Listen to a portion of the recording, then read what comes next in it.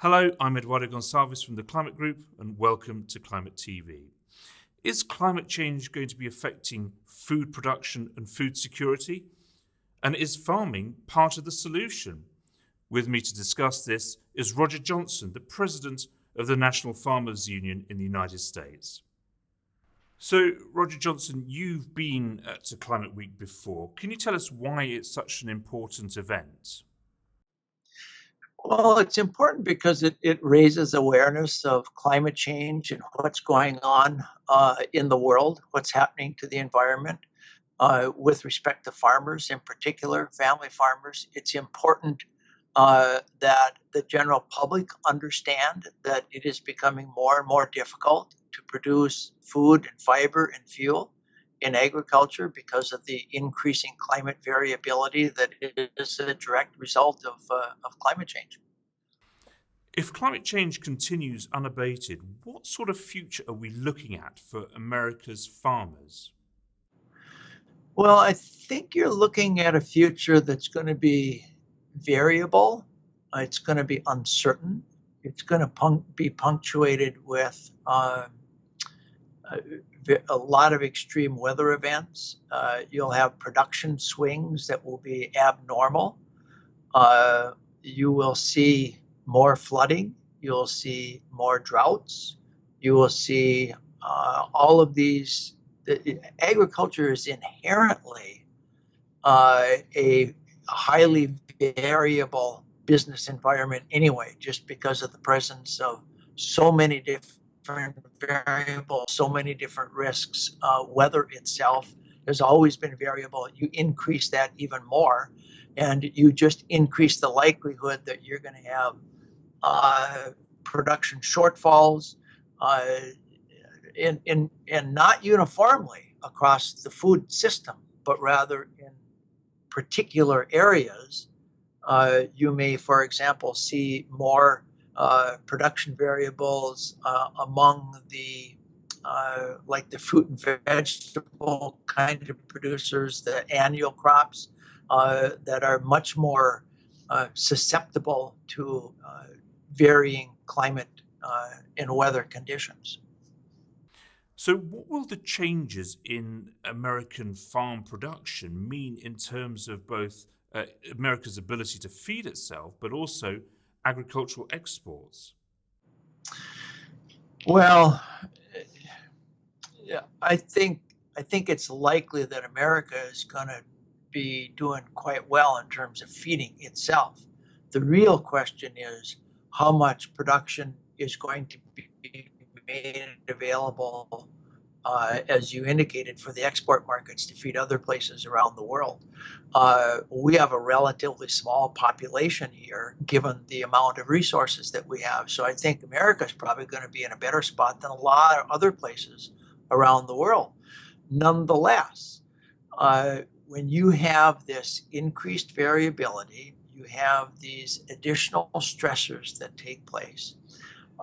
You have likely a need for higher capital because anytime you have a business environment that is more variable, that has more ups and more downs associated with it, you're in a position where, from a business standpoint, you need to have more equity, more capital into those businesses. That makes it more likely that smaller family farmers end up getting squeezed out of the picture, that you see larger operations that assume more of that risk.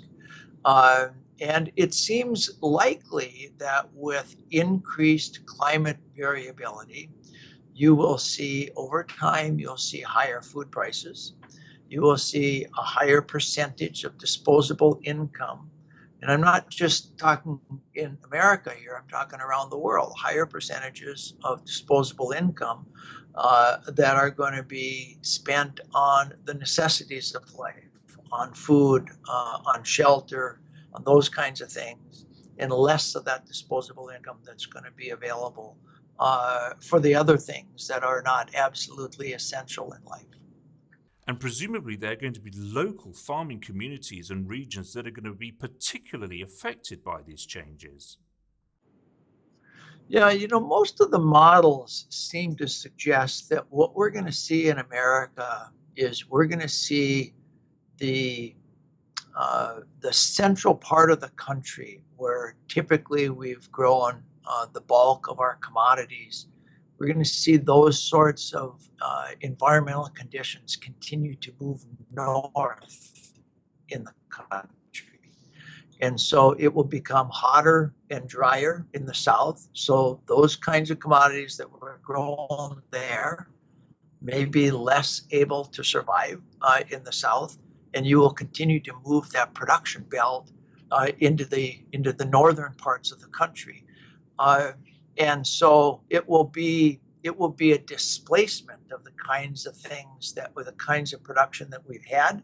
And I think this is likely true all over the globe, but in the U.S. in particular, that's what most of the models suggest, is that places where corn and soybeans are growing, you're going to continue to move.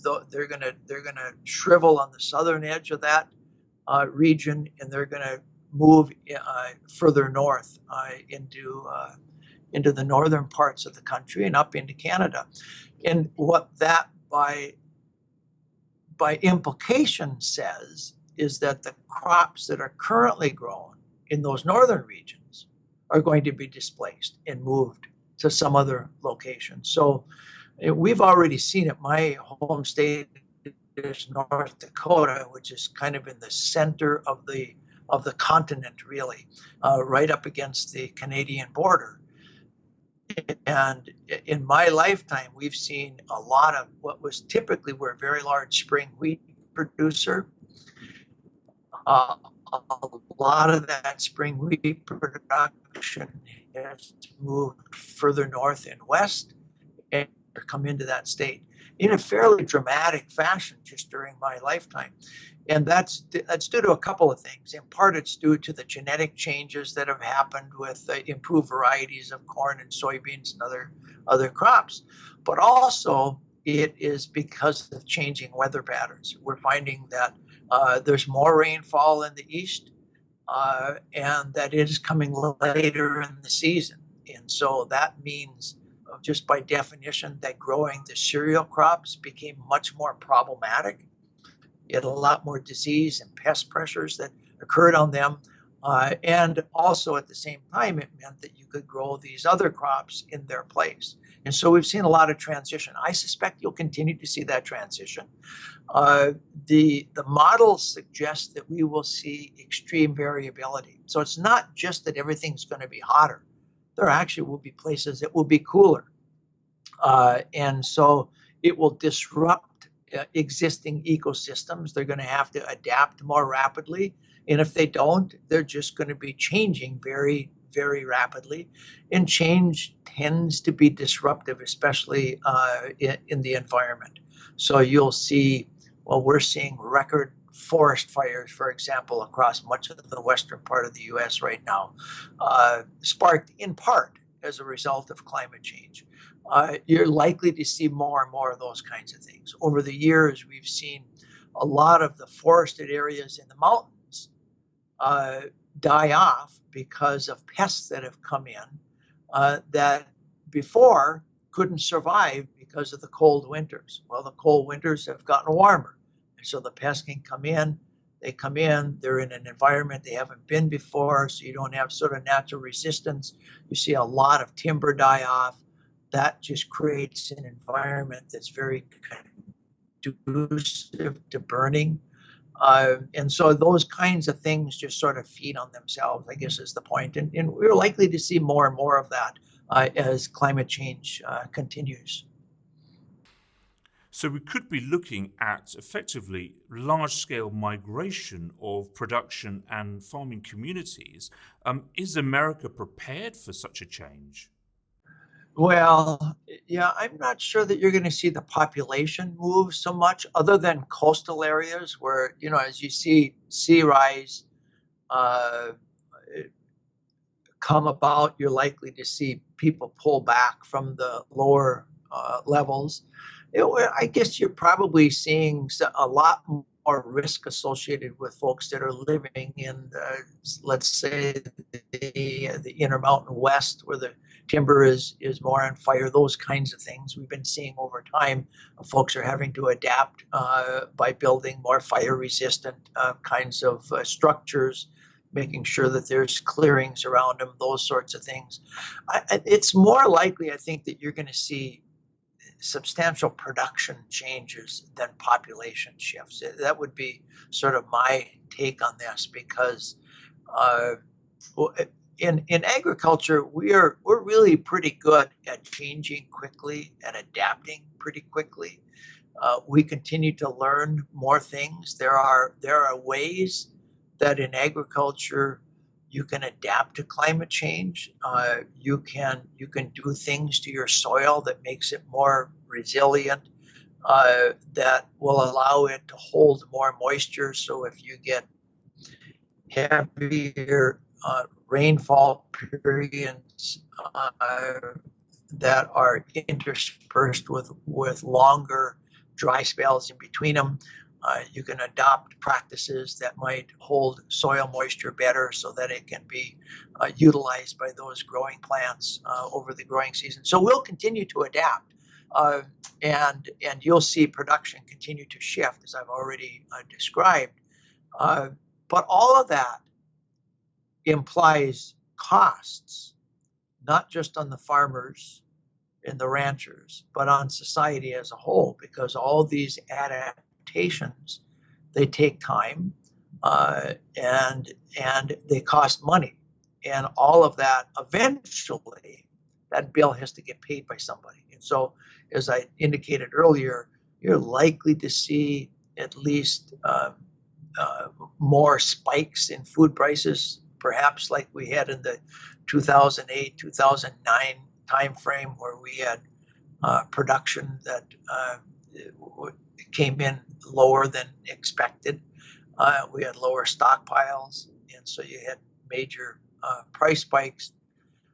You're likely to see more of those kinds of things. You'll see price highs. One of the things that farmers are really good at, though, is responding to those high market prices. And they will do things to rapidly increase production. And one might think, well, that's a good thing. The problem with that is that in agriculture, in food, if you think about it, just a little bit too much food drives prices very, very low and is costly to society and to folks that are trying to survive in this industry.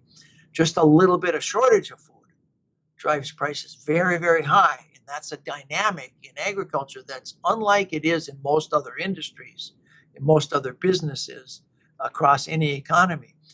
And that has been the reason why you have had public policies that have been designed to try and support agriculture, not just in the US, but in Europe and all across the globe. Countries understand if you don't feed your people, you're going to lose a government. And so making sure that there's enough food is very, very important. But this delicate balance of between having enough and having too much, and then having the economic disruption that comes as a result of it, is not a good thing either. So more and more variability causes lots of problems. That's the point. I think that we're likely to see more and more of that as climate change continues to worsen. So the variability in production and the potential fall in US exports could potentially cause some real flashpoints in terms of regional instability. Well, sure. I mean, there's a lot that has been said about sort of the Arab Spring and all that uprising here that occurred sort of in concert with and right following the big price run up that we had in 08 and 09. And I think that serves to demonstrate the point that you just made with your question here. As you see more variability of production, particularly shortages, you are likely to see more uncertainty, more unrest among the general population. I mean, if there are more and more people who are unable to afford food and the other basics of necessary to support life, you have unrest. I mean, by its very nature, that's exactly what happens. So you are likely to see more of that around the globe, particularly in countries that already have perhaps a large population relative to a low resource base, countries that are less able to feed themselves right now, countries that have a lot of their population in very low income categories. You add stress to that, you double the price of food, and that's a major impact. Now, doubling commodity prices in the US doesn't double food prices. In fact, it rarely has much of an impact on food prices in the US because we're a very developed country and because most of the food that we eat is processed. So if you double the commodity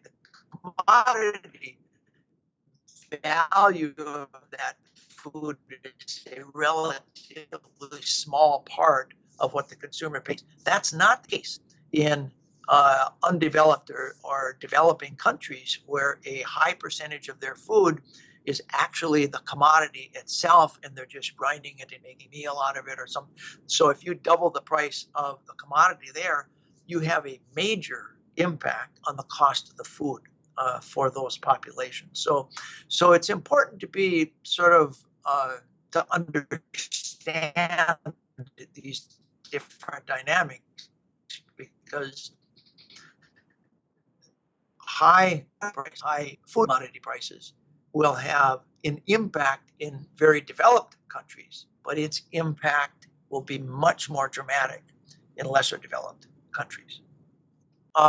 If you have countries that are highly dependent on imports and you have production shortfalls, either in the US or in other major producing countries of the world, such that their exportable quantities shrink substantially, then those importing countries are going to have less available food coming from outside their borders.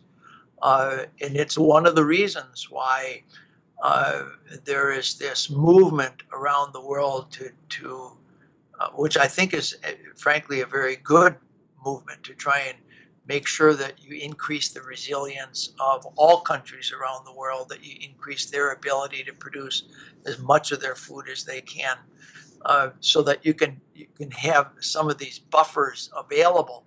But anytime you have a shortfall in a world market, which is what we are in, you're going to see prices increase dramatically, and you're going to see lots of spillover effects as a result of that.